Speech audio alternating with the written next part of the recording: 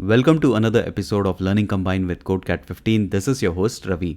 आज के सेशन में हम स्विफ्ट यूआई में एपीआई कॉल करना सीखेंगे और क्योंकि स्विफ्ट यूआई में एमवीवीएम पैटर्न का यूज़ हम बड़ी आसानी से कर सकते हैं तो आज के डेमो में हम एमवीवीएम का यूज़ करेंगे विद सिंगल रिस्पॉन्सिबिलिटी प्रिंसिपल। एमवीवीएम और सिंगल रिस्पॉन्सिबिलिटी प्रिंसिपल पे मैंने ऑलरेडी वीडियो बनाया है, तो अगर आप चैनल पे नए हो या आपने वो वीडियो नहीं देखा है तो please do check out these videos. इन वीडियो की लिंक आपको डिस्क्रिप्शन में मिल जाएगी।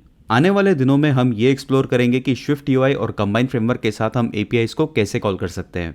जो मल्टीपल सिनारियोज हैं जैसे कि serial API call, multiple API calls, lazy loading of an image, उन्हें हम कंबाइन में कैसे हैंडल कर सकते हैं ये सीखेंगे, and of course with the help of some good practice. That being said, आज के सेशन में हम एक बेसिक एग्जांपल देखने वाले हैं। हम एक लॉगिन स्क्रीन बनाएंगे विद बेसिक वैलिडेशन। जैसे अगर यूजर ने कोई डिटेल एंटर नहीं किया और डायरेक्टली इस लॉगिन बटन पे टैप किया तो उस केस में हम एक अलर्ट दिखाएंगे यूजर को।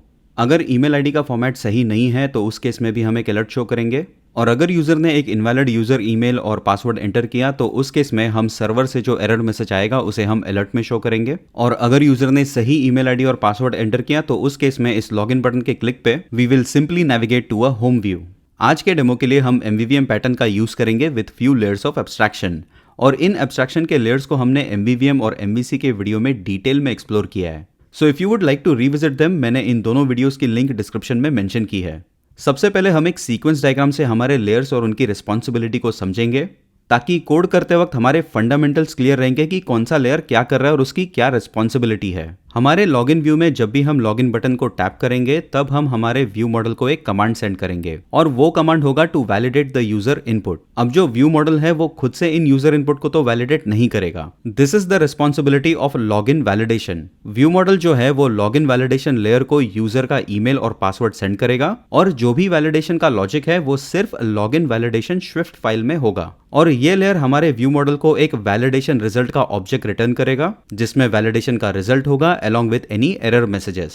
Moving on, अगर वैलिडेशन सक्सेसफुल है तो व्यू मॉडल खुद से कभी एपीआई को कॉल नहीं करेगा because that is the responsibility of the login resource. View model request object को लॉगिन रिसोर्स को हैंड ओवर कर देगा और जो लॉगिन रिसोर्स है वो HTTP यूटिलिटी का यूज करेगा जो एक सिंगलटन क्लास है। एंड यस, ये वही HTTP यूटिलिटी है जिसे हमने API सीरीज में बनाया था यूजिंग जेनरिक्स। एंड जैसे ही हमें रेस्पॉन्स मिलेगा तो उस रेस्पॉन्स को हम व्यू मॉडल को पास करेंगे और फिर जो व्यू मॉडल है वो उस रेस्पॉन्स के अकॉर्डिंग अपने कुछ वैल्यूज को पब्लिश करेगा।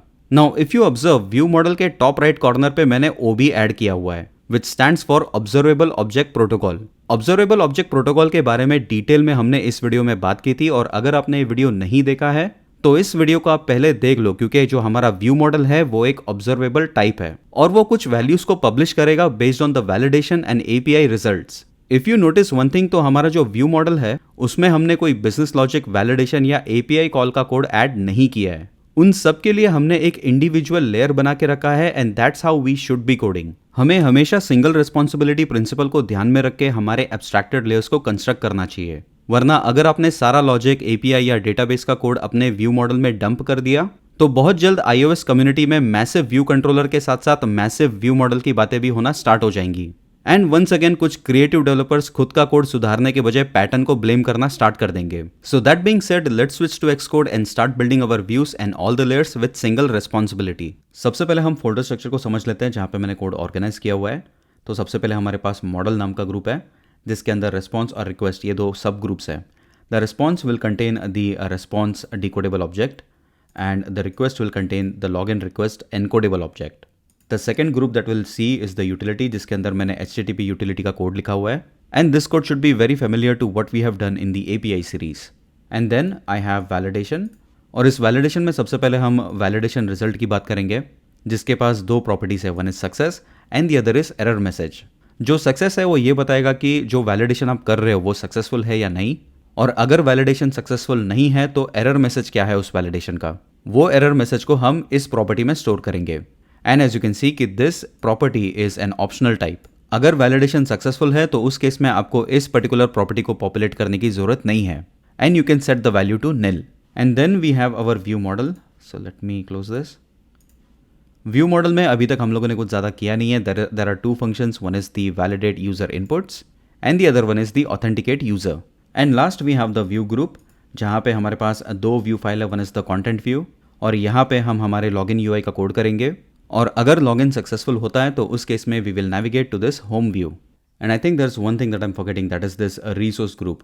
So if you click over here, यहाँ पे आपको login resource structure मिल जाएगा. और यहाँ पे मैंने कुछ कोड ऑलरेडी करके रखा हुआ है because this is something which we have already seen and done a lot of time in our channel. So यहाँ पे मैं एक URL रिक्वेस्ट ऑब्जेक्ट क्रिएट कर रहा हूँ और उस रिक्वेस्ट ऑब्जेक्ट को मैं इस HTTP यूटिलिटी में पास कर रहा हूँ. और जो भी ये यूटिलिटी मुझे रिस्पॉन्स देगा उस रिस्पॉन्स को मैं एक कंप्लीशन हैंडलर के थ्रू पास करूँगा. यहाँ मैंने कोई इनबिल्ट कंबाइंड ओरिएंटेड पब्लिशर और सब्सक्राइबर का यूज़ नहीं किया है क्योंकि ये हमारा पहला सेशन है of API calling in Swift UI. तो हम पहले बेसिक से स्टार्ट करेंगे और फिर केस बाय केस हमारा कोड और यूटिलिटी को इवॉल्व करेंगे. सो सबसे पहले हम हमारे लॉगिन व्यू मॉडल और वैलिडेशन लेयर के बीच में कोड करेंगे. And what I mean by that is कि जैसे ही लॉगिन व्यू में यूजर बटन को टैप करेगा तो जो भी यूजर ने इनपुट किया हुआ है उस इनपुट को login view model login validation को पास करेगा और जो लॉगिन वैलिडेशन है वो एक वैलिडेशन रिजल्ट रिटर्न करेगा to the login view model. So सबसे पहले यहाँ पे वैलिडेशन ग्रुप के अंदर जो हमारा लॉगिन वैलिडेशन फाइल है, let me create some space. So over here we have a structure named login validation. So inside this validate user input हम लोग क्या करेंगे, we'll write a if condition if user email is empty or user password is empty.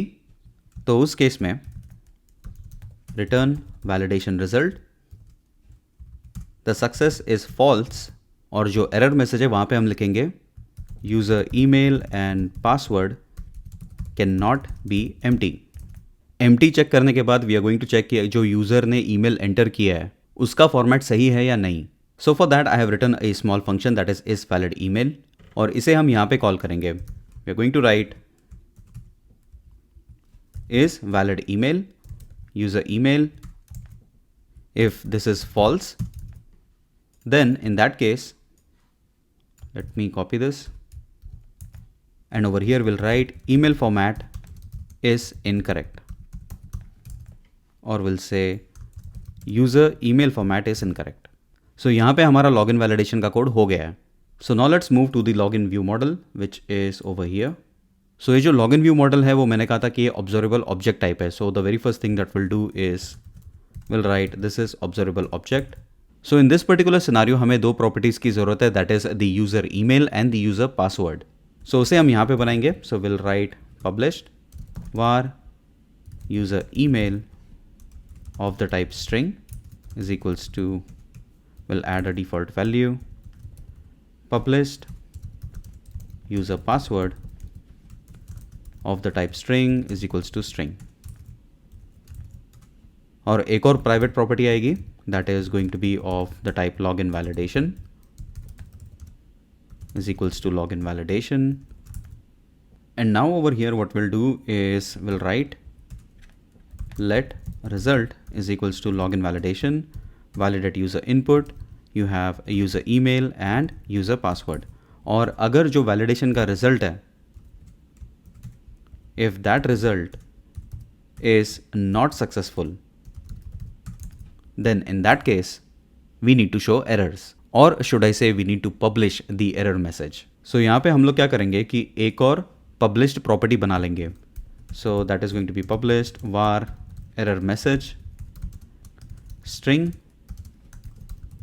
String.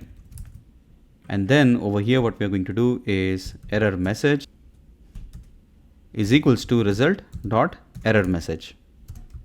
We are going to add a default value. जब हम लोग UI का code करेंगे तब इस एरर मैसेज को हम अलर्ट व्यू में ऐड करेंगे. और यहाँ पे मैं कोई फोर्स अनरैप नहीं करना चाहता था, इसके लिए मैंने यहाँ पे default value they the. Because many time होता क्या है कि अगर आप फोर्स अनरैप करते हो किसी वेरिएबल को और अगर उसमें वैल्यू नहीं होती है तो क्रैश हो सकता है एप्लीकेशन. एंड इसीलिए जितना होता है उतना मैं फोर्स अनरैपिंग अवॉइड करता हूँ. सो अभी हमने लॉगिन व्यू मॉडल और लॉगिन वैलिडेशन को एक दूसरे के साथ कनेक्ट कर दिया है, लेकिन इट स्टिल फील्स इनकम्प्लीट क्योंकि जो लॉगिन व्यू मॉडल है वो हमारे UI के साथ इंटीग्रेटेड नहीं है. So what we are going to do is we are going to jump to the content view which is inside the views और यहाँ पे we are going to start building our UI. So let me create some space और यहाँ पे सबसे पहले we are going to add observed object var login view model is equals to login view model. और यहाँ पे हम हमारे व्यू को बॉडी देंगे. So the very first thing that we'll do is we'll add a navigation view और यहाँ पे will add A V stack. User अपना ईमेल आईडी एंटर करेगा एक टेक्स्ट फील्ड में, सो लेट्स ऐड दैट। उसका जो प्लेस होल्डर होगा that is going to be user email and the text which is a binding string. अब previous demos में हमने क्या किया था कि हम लोग व्यू में एक स्टेट प्रॉपर्टी रैपर का यूज़ करते थे, लेकिन in this case we are going to use the login view model. Login view model के अंदर हम लोगों ने एक पब्लिश्ड प्रॉपर्टी बनाई है that is the user email and the second published property is the user password. So हम इन दोनों पब्लिश्ड प्रॉपर्टीज़ का यूज़ करने वाले हैं inside our content view. So over here, I'm going to write login view model dot user email, and the keyboard type is going to be email address. The second is going to be password. तो password के लिए हम simple text field का use नहीं करेंगे. For that we have something called as secure field, जो कि same text field की तरह ही है, but जब भी आप इसमें कोई value enter करोगे, it will be hidden. So let me write the title is going to be password. Text again comes from the login view model. User password. So अभी हमने यूज़र ईमेल के लिए टेक्स्ट फील्ड बना दिया और हमने password के लिए सिक्योर फील्ड बना दिया है, लेकिन हमारा यूआई जो है वो ठीक से दिख नहीं रहा है। So what will do is will add some padding. अब मैं ये दोनों टेक्स्ट फील्ड को डिफॉल्ट स्टाइल देना चाहता हूँ। So what will do is I write text field style is going to be rounded border text field style. So यहाँ पे अभी आप देख सकते हो कि जो यूज़र ईमेल पासवर्ड ये जो फील्ड्स हैं इनको एक राउंडेड बॉर्डर आ चुका है। सो अभी यहाँ पे हम नेविगेशन के लिए बटन ऐड करते हैं। सो उसके लिए we are going to use the navigation link. So navigation link, और जो फंक्शन है we are going to use this one, that is destination is active and label. The destination is going to be home view. Previous sessions में हमने कभी conditional based navigation नहीं किया था, and in this particular scenario what we need to do is अगर user ने सही credentials enter किए तो ही navigation होना चाहिए, नहीं तो navigation नहीं होना चाहिए। So उसके लिए हम navigation link को एक property assign करेंगे जो navigation link को एक signal देगा कि उसे navigate कब करना है। सो उसके लिए हम लोग लॉगिन व्यू मॉडल में एक और न्यू प्रॉपर्टी क्रिएट करेंगे। I write published var navigate of the type boolean is equals to false, और यहाँ पे इनसाइड द कंटेंट व्यू हम उसे असाइन कर देंगे। So I write login view model dot navigate, और यहाँ पे जो टेक्स्ट नेविगेट लिखा है इसकी जगह पे हम एक बटन ऐड कर देंगे। So I write button, the action will be if login view model, अगर यूज़र ने जो भी इनपुट एंटर किया है अगर वो वैलिड है तो उस केस में we need to call the API with the help of authenticate user function. और यहाँ पे जो बटन है उसका जो टेक्स्ट है वो बटन की जगह पे will write login. Now let's say अगर हमारा वैलिडेशन सक्सेसफुल नहीं है तो उस केस में हमें अलर्ट भी शो करना पड़ेगा। तो over here let me scroll up a little, I will add alert is presented. अब ये भी एक बाइंडिंग बूलियन एक्सेप्ट करता है। So again inside the login view model we will create one more published property. So it is going to be var is presenting error alert, which is of the type boolean is equals to false. Now slowly I've started realizing कि यहाँ पे बहुत ज़्यादा published properties आ चुकी हैं। So इसे हम session के एंड में क्लीन अप करेंगे। So now I'll add login view model. We have to bind it, so I'll write login view model is presenting alert. The content is going to be alert. जो title है that is going to be of the type text alert. और यहाँ पे आप directly raw string add नहीं कर सकते, it has to be a text. The message is also going to be of the type text login view model dot error message. और जो dismiss button है उस पर मुझे कोई action perform नहीं करना है, so I'll just write cancel with the label okay. Now let me resume this to see if everything is working fine. Perfect. And finally let me add the navigation title. So over here I'll write navigation title login. So क्योंकि हमने login view model और login validation दोनों को एक साथ connect किया है, so let me run the application and see कि अगर मैं कोई credential enter नहीं करता हूँ तो उस केस में क्या होता है। So अगर मैं कोई credential enter नहीं करता हूँ and if I directly press on the login button तो अभी मुझे कोई अलर्ट आ नहीं रहा है, लेकिन यहाँ पे तो हमने अलर्ट का कोड लिखा है राइट, लेकिन क्या हमने इस पर्टिकुलर बूलियन प्रॉपर्टी की वैल्यू को टॉगल किया है? Let's find out. तो यहाँ पे अगर मेरा वैलिडेशन सक्सेसफुल नहीं है तो यहाँ पे हमने सिर्फ एरर मैसेज को सेट किया है, हमने इस पर्टिकुलर प्रॉपर्टी को टॉगल नहीं किया है। So over here let's go ahead and do that. So I write is presenting error alert is equals to true, and now when I run it, so यहाँ पे अगर मैं डायरेक्टली इस login को टैप करता हूँ तो आप देख सकते हो कि मुझे एक अलर्ट आ रहा है।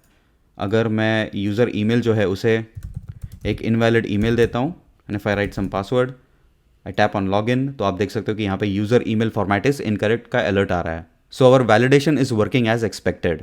Now the only thing that is pending is our API code. And ये जो ऑथेंटिकेट यूज़र है यहाँ पे हम हमारा एपीआई का कोड लिखेंगे. और जो हमारा एपीआई का कोड है वो ऑलरेडी मैंने लॉगिन रिसोर्स नाम की फाइल में करके रखा हुआ है. So what we are going to do is we'll add another variable over here that is going to be a private variable. Login resource is equals to login resource. and ये जो authenticate user है यहाँ पे मैं एक request object create करूँगा that is going to be a login request is equals to login request. जो user email है that is going to be user email. जो password है that is user password. और हम login resource का use करेंगे to authenticate the user. जो authenticate नाम का फंक्शन है, it takes a login request, not this one, login request, and the completion handler जो है वो हमें login API से response जो है वो रिटर्न करेगा. So अगर इस particular response में कोई एरर नहीं है, so that is response.error message is equals to nil, तो उस केस में हमें यूज़र को होम व्यू पे नेविगेट करना है. और नेविगेशन के लिए इफ़ यू रिमेंबर हमने एक प्रॉपर्टी बनाई थी यहाँ पे, दैट इज दिस नेविगेट, जो हमारे नेविगेशन लिंक को ये बताएगा कि everything is fine and now you can navigate to the home view. So यहाँ पे इन दिस पर्टिकुलर केस अगर हमें सर्वर से कोई एरर मैसेज नहीं आता है तो उस केस में everything is fine and then you can navigate. So उसके लिए हम लोग डिस्पैच क्यू का यूज़ करेंगे. मेन एसिंक, हमने यहाँ पे डिस्पैच मेन एसिंक इसके लिए लिखा है क्योंकि आपको यूआई को अपडेट करना है and UI update should always happen on the main queue. So over here I'll write self.navigate is equals to true. Else फिर से यहाँ पे हम लिखेंगे dispatch queue main async. और अगर कोई error message आया हुआ है so we'll add error message is equals to response dot error message. Else we'll write error occurred. और जब भी error आएगा तब हमें alert पे उस error message को show करना है. So this means is presenting error alert is equals to true. So now let me run the application. So let me add the user email is hello@example.com और जो password है it is 1234. login. तो यहाँ पे आप देख सकते हो कि जो सर्वर है उसने हमें invalid user email and password please try again ये error message रिटर्न किया है. And let's see what happens when I enter the correct email ID and password. So let me get rid of this. codecat15@gmail.com. The password is 1234 and now you see it navigates to the home view. लेकिन एक छोटा सा problem है, यहाँ पे हमें back button दिख रहा है, तो इस बैक बटन के टैप पे you can directly go to the login view again. So we have to fix this. So उसके लिए let us go to the home view. Let me stop the application. All we have to do is we have to write navigation bar back button hidden is true. तो चलिए एक और बार run करते हैं application को and I am going to write codecat15@gmail.com, the most secure password in the world, login, and now you see the back button is gone. तो चलिए अब थोड़ा कोड क्लीन अप कर लेते हैं. तो यहाँ पे मैंने 2 बार डिस्पैच मेन असिंक लिखा हुआ है. So what we can do over here is we can just write it one time. So I write dispatch queue main async. And over here let me just copy this guy. Self.navigate is true. Else I'll just copy this and I'll paste it over here. I'll get rid of this. So let me run the application again and see everything is working fine as expected. User email, password, login, and it navigates. Perfect. And now we have a lot of published properties over here. So what I would suggest is यहाँ पे we'll create a structure. We'll call it login data model, and I will cut all of this, paste it over here, और यहाँ पे I'll get rid of this. And in the case of login view model, what we'll do is we'll add a published property var login data model of the type login data model is equals to login data model. So over here you will get a bunch of errors because जो भी properties हमने use किया था वो अभी हमने इस login data model में ऐड कर दिया है.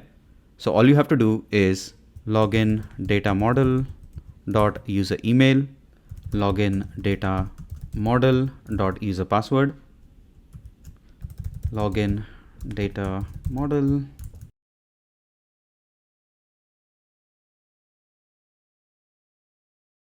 मैंने कंटेंट व्यू में भी वो सारे चेंजेस करके रखे हैं, तो आप देख सकते हो कि जहाँ पे हम डायरेक्टली लॉगिन व्यू मॉडल और इस प्रॉपर्टी को एक्सेस कर रहे थे, अब यहाँ पे बीच में लॉगिन डेटा मॉडल है. सो let me run the application और अभी हम सारे सिनारियोज को टेस्ट कर लेते हैं. So if I tap on login I get an alert. Perfect. अगर मैं कोई इनवैलिड यूज़र ईमेल और पासवर्ड एंटर करता हूँ तो मुझे आता है user email format is incorrect का alert, which is good. hello@example.com. Let me enter an invalid credential.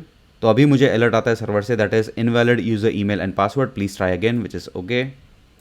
And now if I enter the right credentials, 1 2 3 4 login, तो I navigate to the home view. आज के session में जो HTTP utility और login resource का code देखने के बाद हो सकता है कुछ डेवलपर्स के मन में ये क्वेश्चन आए कि यहाँ पे तो मैंने कोई कंबाइन रिलेटेड फंक्शनैलिटीज़ का यूज़ नहीं किया है and I have just use this completion handler, तो ऐसा क्यों? Well let me answer that. जब आप कोई UI बेस्ड प्रोजेक्ट को Swift UI में ट्रांसफॉर्म करोगे तब आप रीयूजेबिलिटी चाहोगे.